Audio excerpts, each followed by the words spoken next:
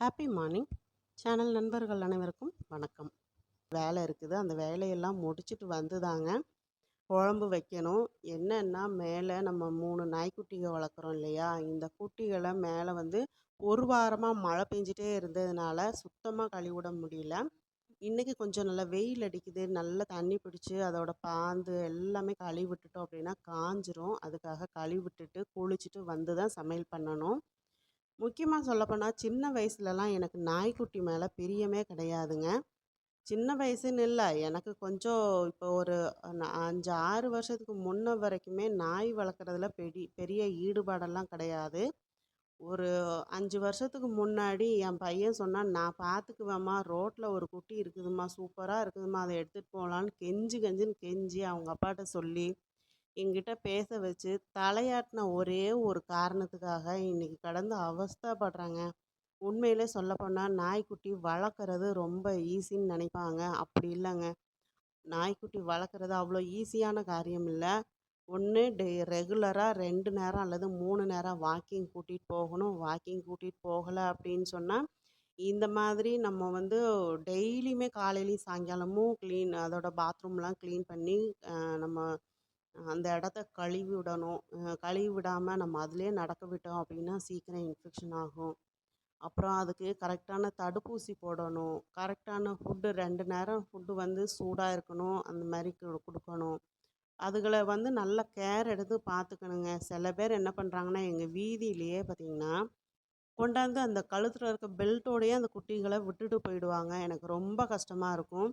வளர்த்துட்டு எப்படி நம்ம விட்டுட்டு போகிறது? கொஞ்சம் கூட அதை யோசிக்காமல் எங்களால் வளர்க்க முடியலன்னு கொண்டாந்து விட்டுட்டு போயிடுறாங்க. சில பேர் என்ன பண்ணுறாங்கன்னா, அந்த குட்டிங்களுக்கு புண்ணு வந்துருச்சு அப்படின்னு சொன்னால் ரோட்டில் கொண்டாந்து விட்டுட்டு போயிடுறாங்க. நாங்கள் அந்த மாதிரி உள்ள குட்டிங்களுக்கு நாங்கள் மெடிக்கலில் சொல்லி மாத்திரை வாங்கி சாப்பாட்டில் வச்சு கொடுத்து எத்தனையோ குட்டிங்களுக்கு அந்த புண்ணெல்லாம் ரெடி பண்ணி விட்டுருக்குறோங்க. ஒன்று வளர்க்கக்கூடாது. வளர்த்துட்டோம் அப்படின்னு சொன்னால் நம்ம அதை தெருவில் விடக்கூடாதுங்க. உண்மையிலே சொல்லப்போனால் அது பாவம். நம்ம ஒரு நேரம் சோறு போட்டாலே தெருவில் இருக்கிற குட்டிங்க நம்மளை சுற்றி வருது. இது நம்ம வருஷக்கணக்காக நம்ம வளர்த்துட்டு அதுகளை கொண்டு போய் எங்கேயோ ஒரு தெருவில் கொண்டு போய் விட்டோம் அப்படின்னு சொன்னால் அதுக எப்படிங்க தாங்கும்? நம்மளை நினச்சே ஏங்கி செத்து போயிடும். அதனால் தயவு செஞ்சு நாய்க்குட்டி வளர்க்க முடிஞ்சால் வாங்குங்க, இல்லைன்னா வாங்காதீங்க. நான்லாம் வந்து இந்த கஷ்டங்களெல்லாம் எனக்கு தெரியாததுனால தான் என் பையன்கிட்ட சரின்னு சொல்லிட்டேன். ஆனால் என் பையன் வந்து இப்போ அவன் கண்டுக்கிறதே இல்லை. அவன் விளையாட்டு, ஸ்கூலு அது இதுன்னு அவன் போய்க்கிட்டு இருக்கிறான். நான் தான் இப்போ வந்து இந்த குட்டிங்களை கேர் எடுத்து பார்த்துட்ருக்குறேன். எனக்கு பேக் பெயின் அதிகமாக இருக்குது. டாக்டர்ஸுமே சொல்லுவாங்க, ஏம்மா நீ குட்டியை யார்கிட்டயாவது கொடுக்க வேண்டியதானே, உனக்கு இவ்வளோ பிரச்சனையை வச்சுட்டு நீ அதையும் வேற எப்படிம்மா மெயின்டைன் பண்ணுற அப்படின்னு. ஆனால் அப்படி இல்லைங்க, என்னால் வந்து அப்படி கொடுக்க மனசு வர்றதில்ல.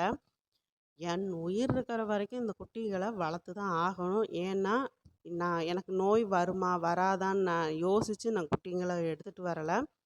அதுவும் பார்த்திங்கன்னா வெள்ளைக்குட்டி டைகர் இருக்கிறான்ல, அவன்லாம் வந்து கடையில் பொம்மேரியன்னு சொல்லி ஏமாற்றி கொடுத்துட்டாங்க எனக்கு. அதுக்காக நான் வந்து அவன் பொம்மேரியன் இல்லை அப்படின்னு சொல்லி அவனை வெறுக்க முடியுமா?